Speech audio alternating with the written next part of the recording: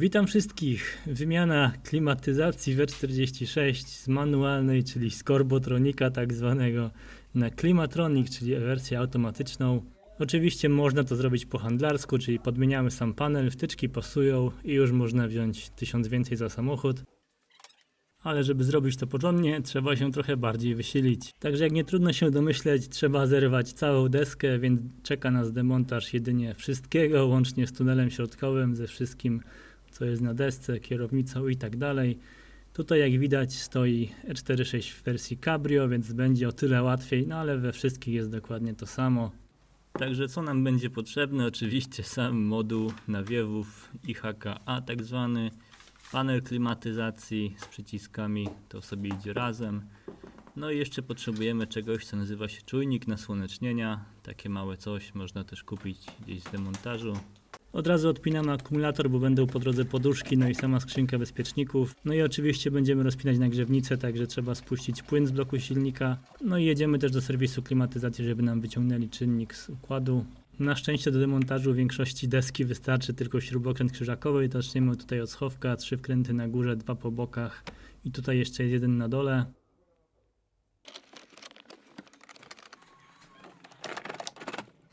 Odpinamy wszystkie wtyczki jakie znajdziemy, no i schowek można zabierać. No i teraz tunel środkowy. Tutaj niestety deska wychodzi do tyłu, więc musimy się pozbyć wszystkiego łącznie z tym kawałkiem plastiku. Zaczynamy od skrzyni biegów. Tutaj jest automat, ale to samo jest z manualu. Podnosimy do góry, no i pod spodem mamy 2 wkręty.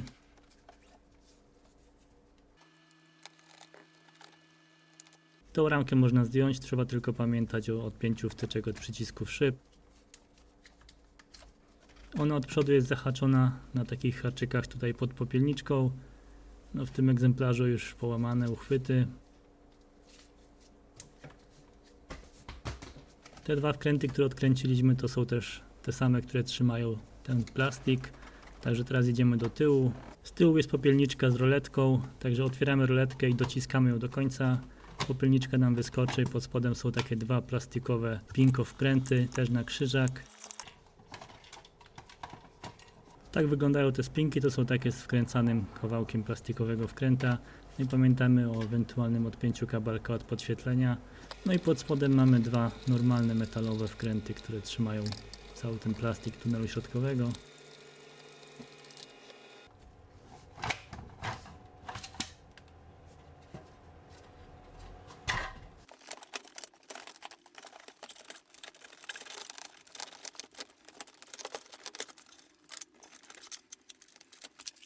No i wracamy na środek, tutaj stelaż trzymany jest na 4 wkrętach.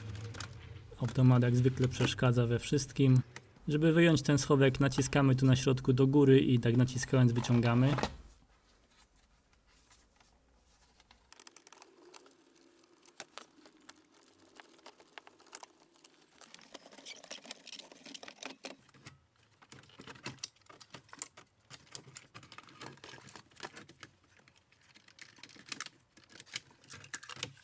No i góra, najpierw dekory.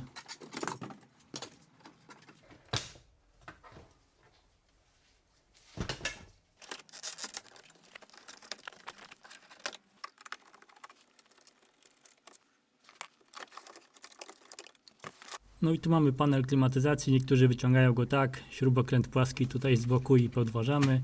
Chociaż bezpieczniej dla plastików jest popchnąć do tyłu, tutaj są takie blaszki, które go trzymają.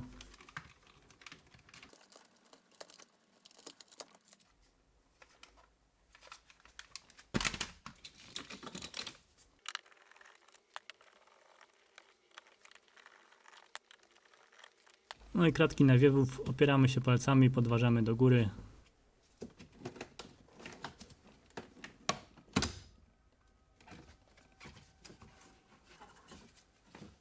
Tutaj mamy tą linkę, która steruje tymi klapkami zimno-ciepło. Odpinamy ją, staramy się tego nie połamać. To i tak pasuje tylko w jednej pozycji, więc to jak sobie teraz pokręcimy, to nie ma znaczenia. No i staramy się nie zgubić tej blaszki blokującej. Sama ta linka jest częścią modułu nawiewów.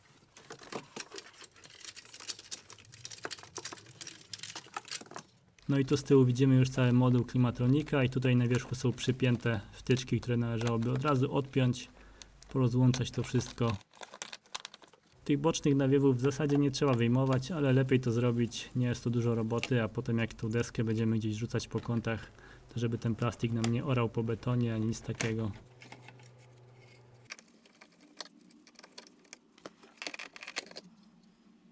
Także jak widać, znaczna większość deski jest skręcona takimi śrubkami, czy w zasadzie wkrętami. One są z grubsza identyczne. Jak się bliżej przyjrzymy, no to niektóre mają większe lub mniejsze podkładki, niektóre są dłuższe o parę milimetrów. Z tym, że praktycznie wszystkie są wkręcane w takie przelotowe blaszki i za nimi nic nie ma, więc jak wkręcimy dłuższą w miejsce krótszej, to zupełnie nic się nie stanie, także nie trzeba się tym aż tak przejmować. Dobra, jedźmy dalej. Najpierw poduszka. Tutaj jest ta osłona, którą wystarczy złapać i podnieść.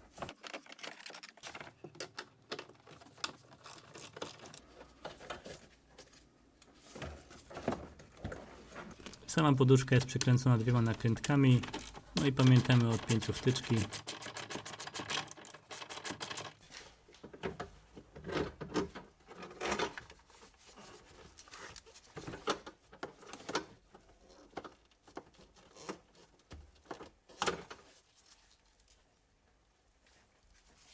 Po wyjęciu poduszki można od razu wyjąć ten stelaż.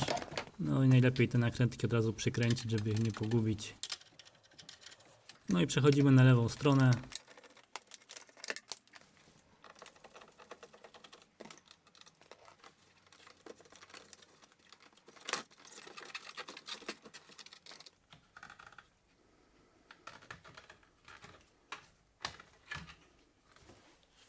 No i ta osłona dolna, tutaj są takie 2 uchwyty metalowe po bokach. Jeżeli nie wyjdzie samo, to można podważyć śrubokrętem. No i mamy 3 śrubki do odkręcenia. Tutaj będzie jeszcze jedna spinka, której tu brakuje, no i tu z tyłu jest spinka, którą się obraca, żeby ją wyjąć. No i oczywiście odpinamy wszystkie wtyczki, jakie znajdziemy. To niebieskie to jest zabezpieczenie gniazda OBD. Odpinamy, no i najlepiej sobie podważyć od dołu. No i została kierownica, najpierw odpinamy poduszkę, wciskamy z tyłu jakiś śrubokręt lub jakiś grubszy klucz przez te dedykowane otworki. W ten sposób ściskamy sprężyny, no i one nam puszczą poduszkę.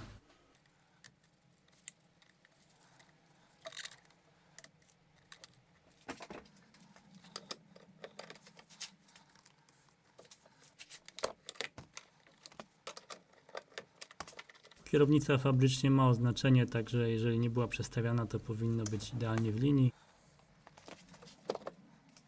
Od razu pozbywamy się tych plastików wokół kolumny kierowniczej.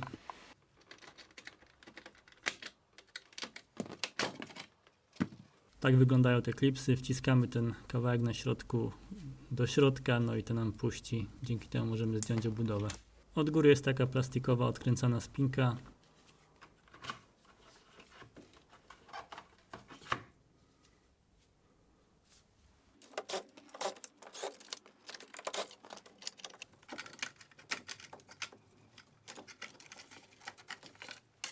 No i zegary, tutaj są 2 śrubki. Właściciel chyba ostatnio grzebał, bo ich tu nie ma.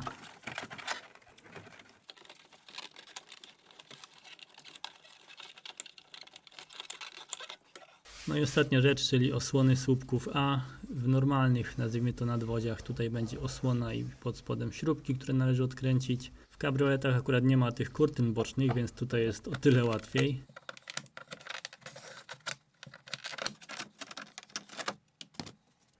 No i teraz mamy tak, tutaj jest nakrętka, nakrętka, nakrętka, wkręt, nakrętka i tu na dole jeszcze jest metalowy stelaż. Tu są 2 wkręty, ale lepiej odkręcić nakrętkę na środku.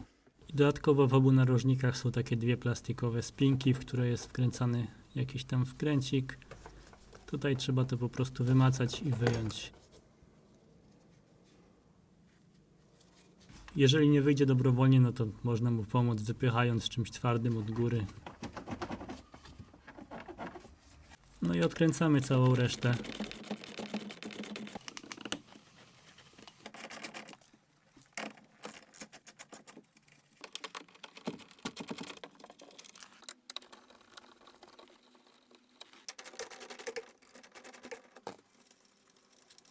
No jak już odkręcimy, pozostaje tylko jedno.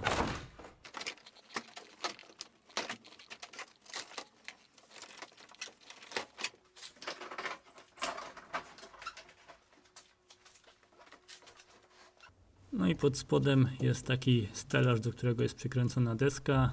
Nakrętki sobie najlepiej od razu przykręcić z powrotem do tych gwintów, żeby ich nie pogubić. No i teraz ten stelaż trzeba odkręcić, to jest w zasadzie dość proste, po prostu odkręcamy wszystkie śrubki, jakie zobaczymy. Pamiętamy też o odpięciu wiązek. No i cała puszka bezpieczników wisi właśnie na tym stelażu, także trzeba będzie odpiąć, podnieść z zawiasów, no i potem wypchnąć do góry przy ściąganiu.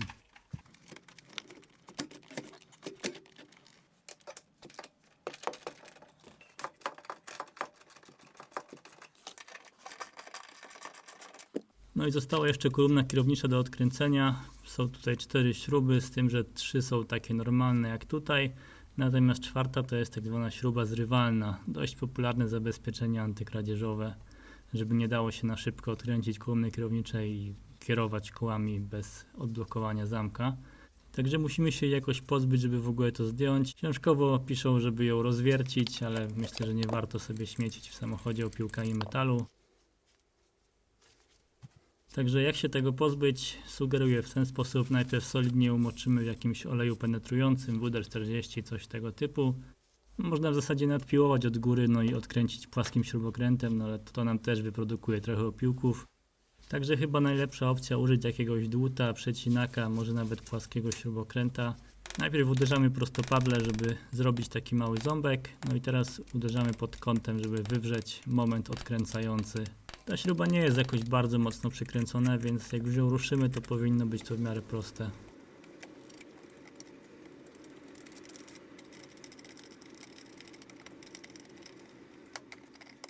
No i pamiętamy o tych 2 śrubach, które są głębiej.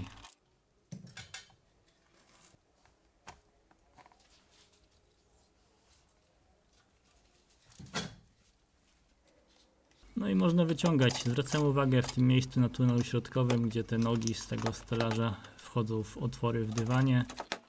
No i staramy się nie rozbić sobie szyby szarpiąc. No i żeby to zabrać, trzeba będzie przełożyć tą skrzynkę bezpieczników. Ona wisi na grubym zwoju kabli, także nic im się nie stanie, jak sobie tak powiszą.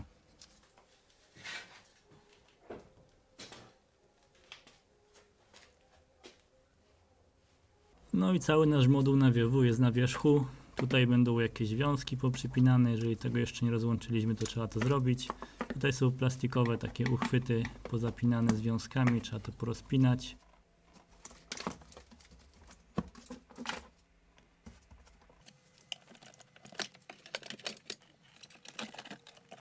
No i trzeba jeszcze ten moduł uwolnić, także dostajemy się od strony silnika.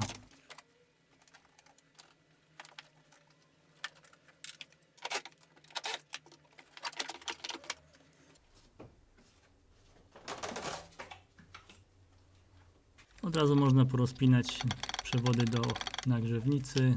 Tutaj są tylko 2 opaski, także raczej dość prosta rzecz.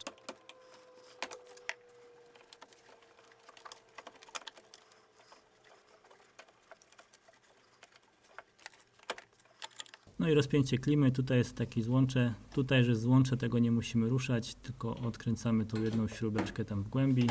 No i cały moduł jest przykręcony 4 nakrętkami w 4 narożnikach.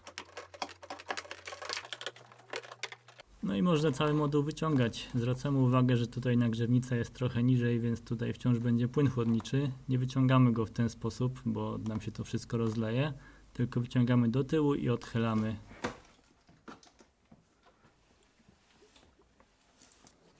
No i mamy na stole, tutaj jak widać nasi tu byli, już jakiś klej, połamane plastiki. Podejrzewam, że przy wymianie jeża ktoś połamał. No ale mniejsza z tym, to i tak już się nie przyda. Także oczywiście można by było kombinować i zmodernizować ten moduł manualny poprzez dołożenie tych silniczków, bo w zasadzie jedyna różnica w tym module automatycznym to jest ta część tutaj, która steruje klapkami. Natomiast no, w tym przypadku właściciel nie miał problemów, żeby opróżnić układ chłodzenia i klimatyzację i po prostu wyciągnąć cały moduł, także to pokazałem. Z drugiej strony ten moduł klimatronika kupiony był z niepewnego źródła, także nawet nie wiem, czy parownik i nagrzewnica były szczelne w nim. Poza tym no i tak trzeba było go wyczyścić, także ja go i tak rozbierałem, przełożyłem parownik i nagrzewnicę ze starego modułu, bo przynajmniej mamy pewność, że są szczelne. Wymieniłem też uszczelki przy tym zaworze rozprężnym, bo właściciel dostarczył nowe. Także żeby nie przynudzać, tutaj już mam gotowy do montażu moduł Klimatronika. Te zewnętrzne uszczelki też pozmieniane. Jeżeli ktoś koniecznie chce zobaczyć rozkładanie tego modułu, to wrzucam na kartę osobny film z tym. No jeszcze zanim zamontujemy, no to najlepsza okazja, żeby sobie tutaj poczyścić, zebrać śmieci, jakieś liście, inne połamane plastiki, wyczyścić troszkę blachę, no i nawet odkurzyć, czy nawet wyprać dywan. Czyścimy też tą blachę tutaj, gdzie dolega uszczelka. No i jeżeli rozpinamy jakąś linię klimatyzacji, no to bezwarunkowo należałoby wymienić uszczelki.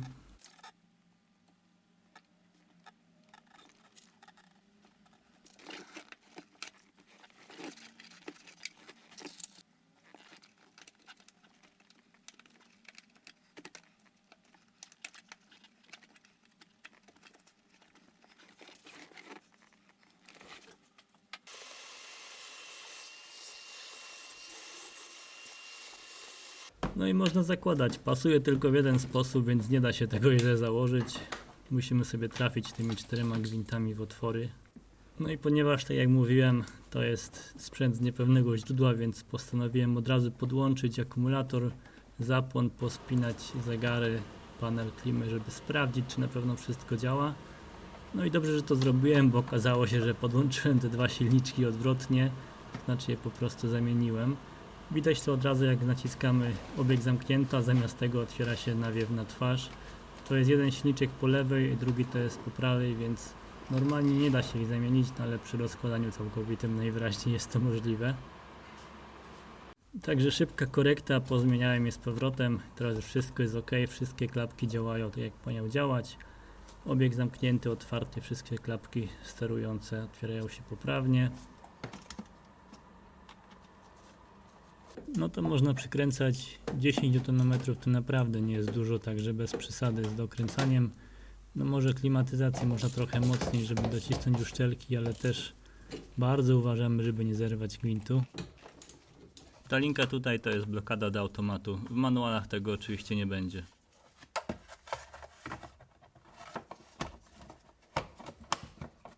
No i można wstawiać ten stelaż. Uważamy, żeby sobie nie rozbić szyby albo nie zaorać tapicerki na fotelu. Pasuje oczywiście tylko w jeden sposób.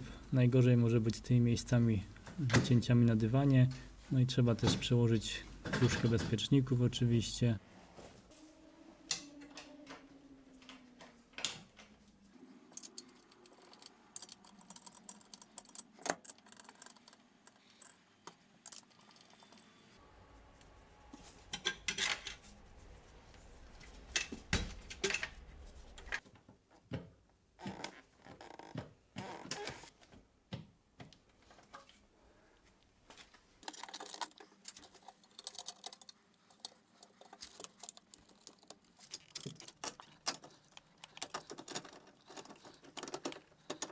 No i oczywiście jest kwestia tej zrywalnej śruby. Myślę, że kupowanie nowej to jest totalna głupota. Książkowo powinniśmy kupić sobie jedną z takich pozostałych śrub, takie jak są tutaj, i po prostu zamienić. Myślę, że to też jest trochę głupie rozwiązanie, szkoda płacić za zwykłą śrubę, więc po prostu kupujemy zwykłą metryczną śrubę M8x30 lub trochę dłuższą. Normalny, standardowy gwint. Oczywiście mówię o takiej normalnej śrubie klasy 8.8. Ja tu mam akurat 10, ale to tylko dlatego, że akurat taką miałem. Także sugeruję tutaj wstawić normalną śrubę, a nie taką z marketu budowlanego zrobioną z sera.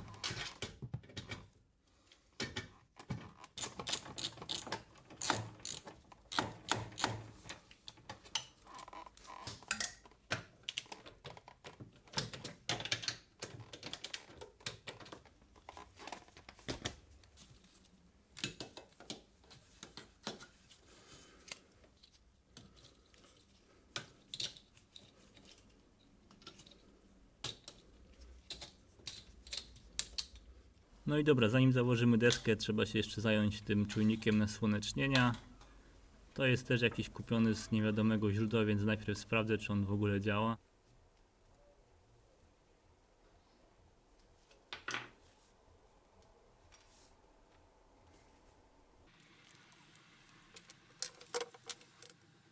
Biorę, jak widać, zwykły multimetr, ustawiam na pomiar rezystancji, no i mierzę pomiędzy tymi dwoma pinami.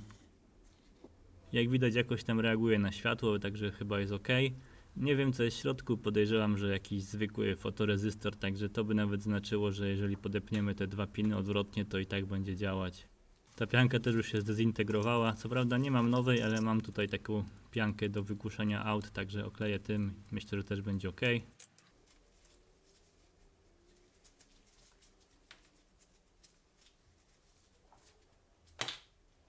Od razu może pokażę, jak to jest podłączone. To jest częścią tej białej wtyczki, z niej wychodzą normalnie dwa kabelki i jest tutaj takie gniazdko, do której jest wpinana ta wtyczka od czujnika słońca.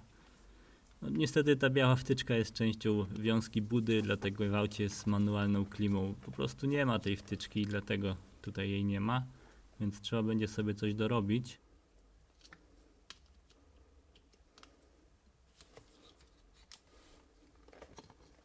Jak widać, jest on podłączony do tych dwóch pinów, 1 i numer 17, czyli wtyczki z czujniku 1, czyli czerwony do 1 i ten czarny do 17. Jako że nie mamy tej wtyczki, no to trzeba by było coś dorobić. Można wykorzystać nawet te piny z tej wtyczki z czujnika. One są dokładnie takie same i pasują do tej wtyczki, więc najlepszą opcją byłoby wykorzystać po prostu ten kawałek wiązki z czujnika, odciąć sobie kawałek tych kabelków tutaj, te piny z czujnika włożyć do wtyczki, a tutaj w tym miejscu dorobić sobie jakąś swoją wtyczkę. W ten sposób będziemy mogli odpinać ten czujnik. Natomiast najprostszą opcją jest wyjąć te piny z tego małego plasticzku i wpiąć je bezpośrednio do tej dużej wtyczki, z tym, że trzeba mieć świadomość, że to nam uniemożliwi w przyszłości ściąganie deski i odpinanie czujnika, tylko trzeba będzie wyciągać te piny z tej dużej wtyczki, jeżeli ktoś jeszcze planuje kiedyś deskę zdejmować. Dobra, jesteśmy gotowi, możemy zapinać. Tutaj jest środek deski i tutaj po stronie pasażera w pierwsze okienko jest wpinany ten czujnik od zewnątrz, dlatego właśnie on jest odpinany.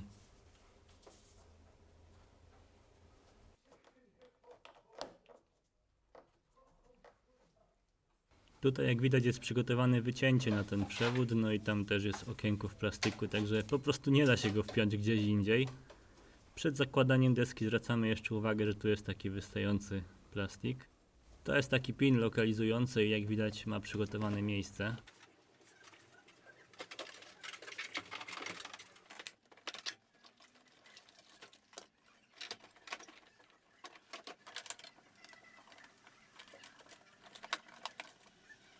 No i jak już nam deska siądzie, przyłapujemy ją wszystkimi nakrętkami. Jeszcze nie musimy dociskać, ale ważne, żeby to ładnie usiadło. Pasuje oczywiście w jeden sposób. Upewniamy się, że wszystkie wiązki wystają tam, gdzie mają wystawać. Upewniamy się też, że ten przewód od czujnika nasłonecznienia nie podszedł tam gdzieś pod nawiewy, że idzie ładnie z boku. No i dociskamy deskę ręką i dokręcamy mocno te nakrętki. To nie jest Volkswagen, także trzeszczeć nie będzie, no ale lepiej mocno dokręcić, po co ma latać.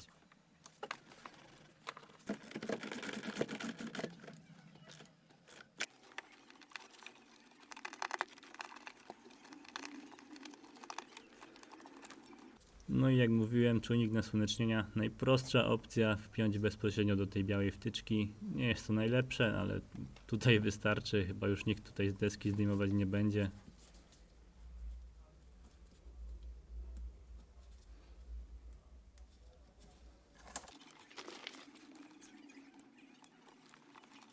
Najlepiej od razu założyć poduszkę, pamiętamy o wtyczce.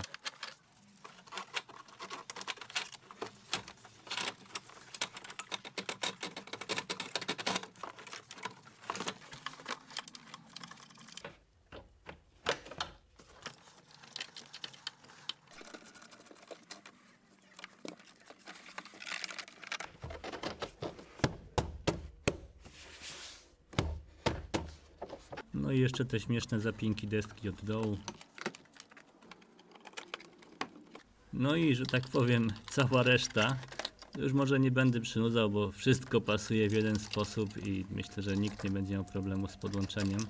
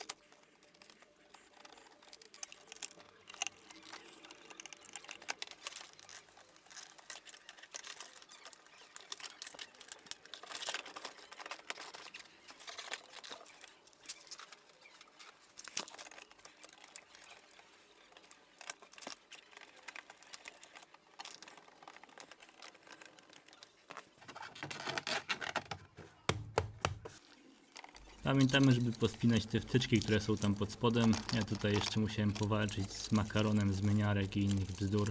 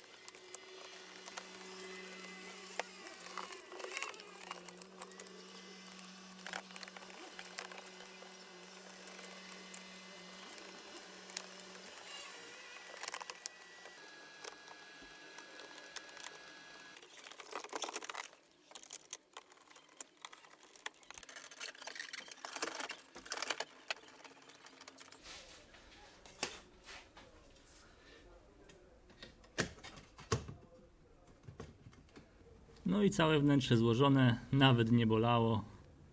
Jeszcze trzeba dokończyć pod maską. No te przewody na grzewnicy, jeżeli jeszcze nie podpięliśmy, to czas to zrobić. One są ułożone w dość jednoznaczny sposób, ale nawet jeżeli je zamienimy, to się nic wielkiego nie stanie. W teorii powinniśmy wymienić te opaski zaciskowe na nowe, ale jak ktoś da stare, to ja nikomu nie powiem.